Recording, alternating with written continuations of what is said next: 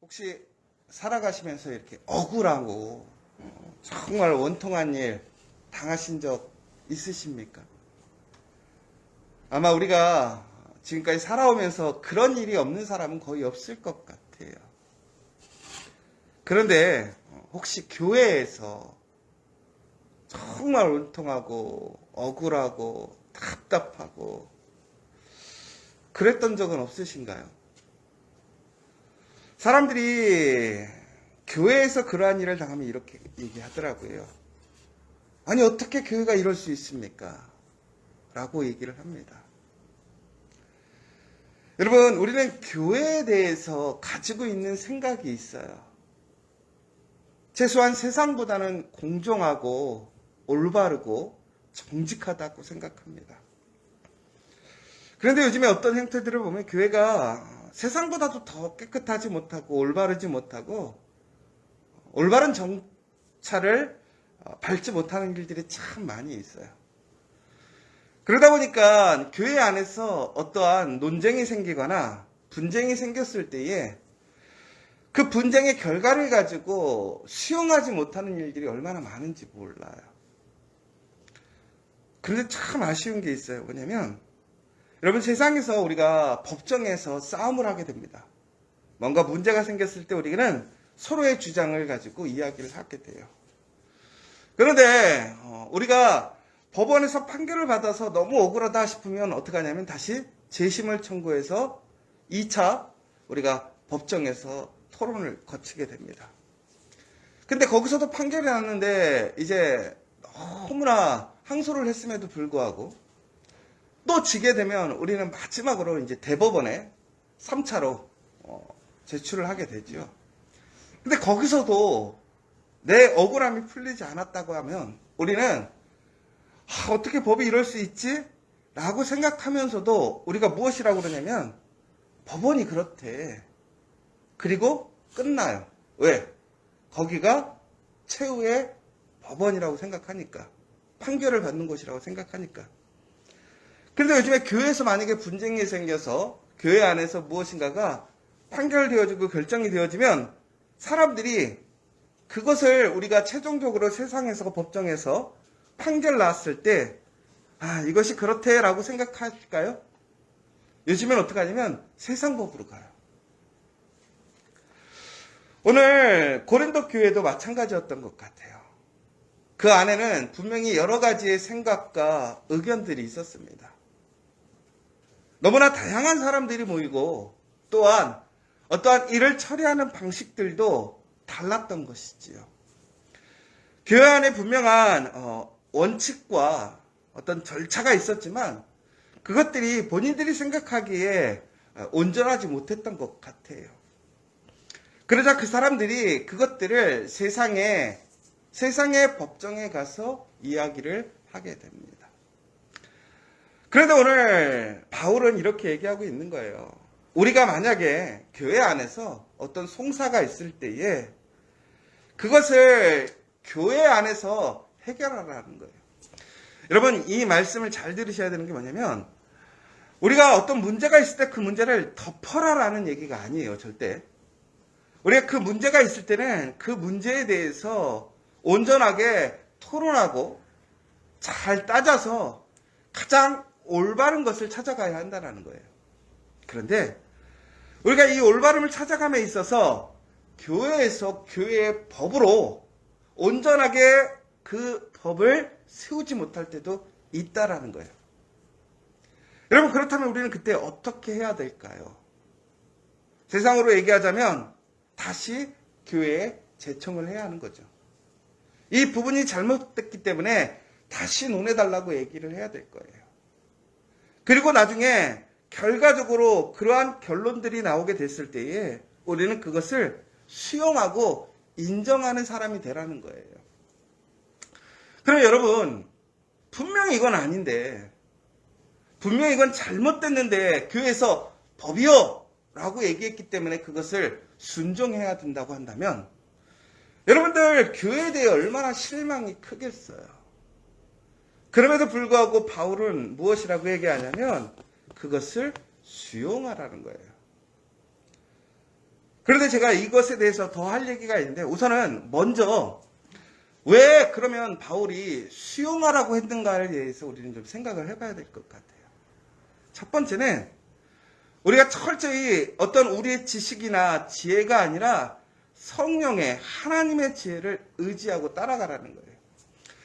여러분, 우리에게 분쟁이 생긴다고 하는 것은, 문제가 생긴다고 하는 것은 결국에는 하나님의 말씀이 아닌 우리의 생각으로 싸우기 때문에 문제가 생기는 거예요. 여러분, 하나님과 예수님과 성령은 모두가 똑같은 생각을 갖고 계세요. 왜 그렇죠?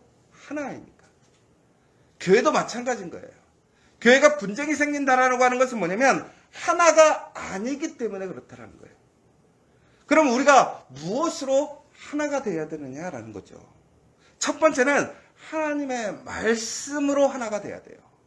그러니까 우리의 모든 기준이 돼야 될 것은 뭐예요? 말씀이라는 것이죠.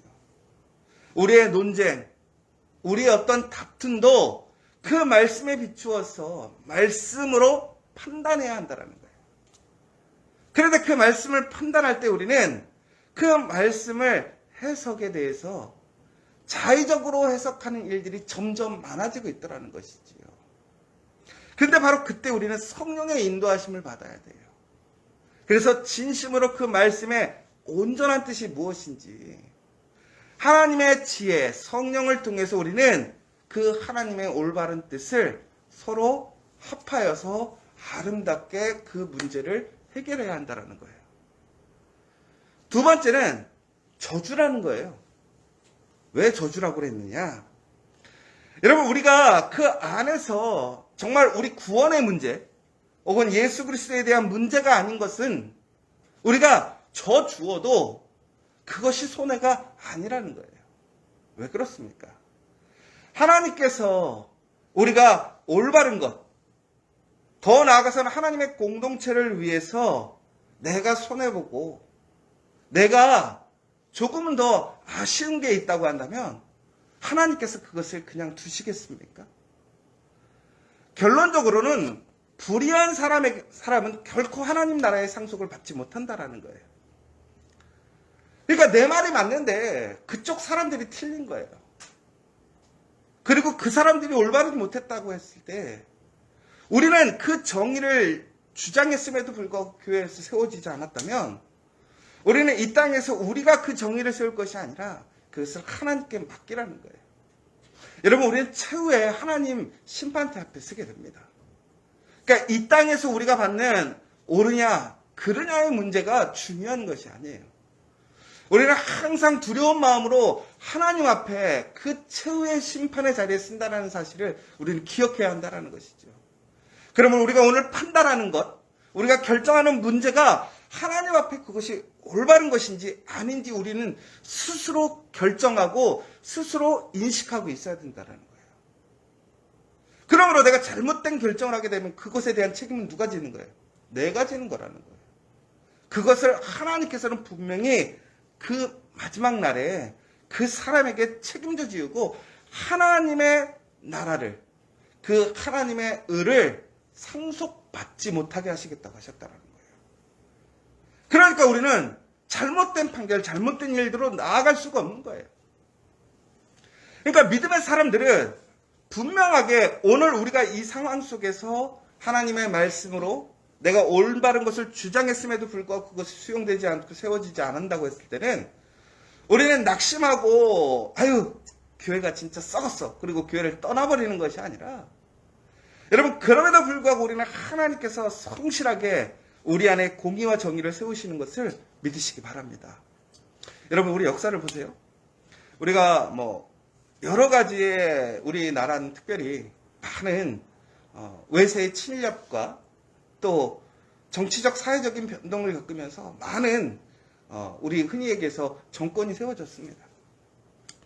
여러분 근데 그 정권이 옳으냐 그르냐 우리 그때 얘기해보면 다들 맞냐 틀리냐 의견이 분분해요. 그리고 어떤 강력한 힘으로 그 힘을 잡았던 사람들 앞에서는 한마디도 못하고 억울하게 정말로 그렇게 지내던 시대도 있었어요. 그런데 여러분 정말 신기한 거는 한 10년만 지나고 20년만 지나보세요. 어떻게 돼요? 세상이 바뀌어요. 우리가 흔히 얘기하는 정의라는 것들이 세워지고 올바른 판단과 결정들이 다시 세워지는 것들을 우리가 보게 돼요. 우리 인생에서도 여러분 수많은 결정과 또 수많은 것들이 판결되었지만 잘못되었던 것들은 추후에는 다시 회복되어지고 올바르게 그 자리를 찾아가고 평가받는 것을 우리가 보게 됩니다. 하물며 여러분 하나님께서 어떻게 하시겠어요? 하나님의 그 마지막 그 심판 때에는 분명하게 하나님의 말씀이 세워진다는 거예요. 그리고 그 일을 행한 사람들에게는 하나님의 나라가 상속되어지고 그렇지 않은 사람들은 그 나라를 상속받지 못하기 때문에 우리가 저주라는 거예요. 중요한 것은 우리는 철저하게 하나님을 의지하라는 거예요. 여러분 우리에게 하나님의 지혜가 부족합니까? 능력이 부족합니까?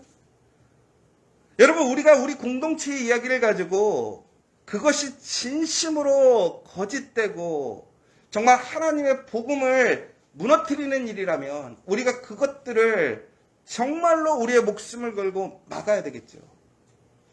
그러나 그런 것이 아니라 우리의 어떤 작은 유익과 어떤 나의 어떠한 자리를 위한 것이라든가 혹은 의견에 대한 부분들이라고 했을 때는 그것을 가지고 사회에 나갈 것이 아니라 우리는 철저하게 우리 공동체 안에서 그것을 아름답게 더 나아가서는 하나님의 법과 질서를 더 나아가서는 하나님을 인정하며 하나님께 맡기는 사람이 되라는 거예요.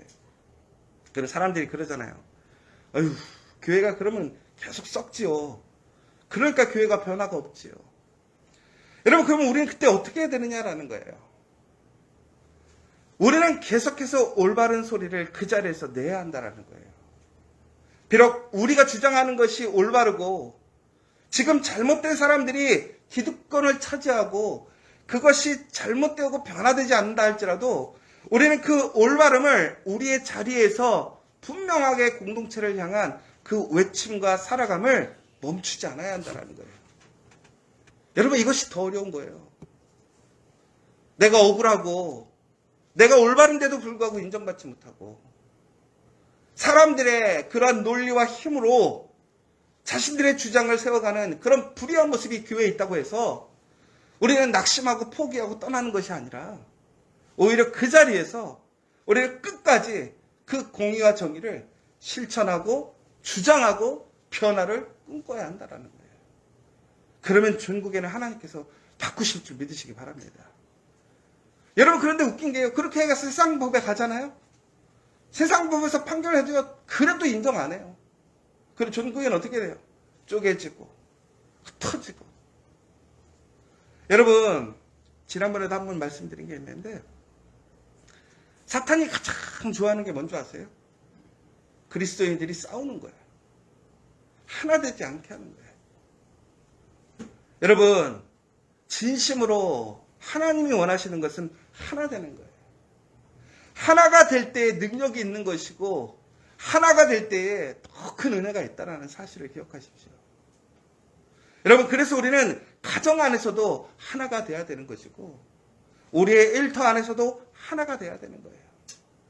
더 나아가서 우리 공동체에서도 교회도 하나가 돼야 되는 거예요.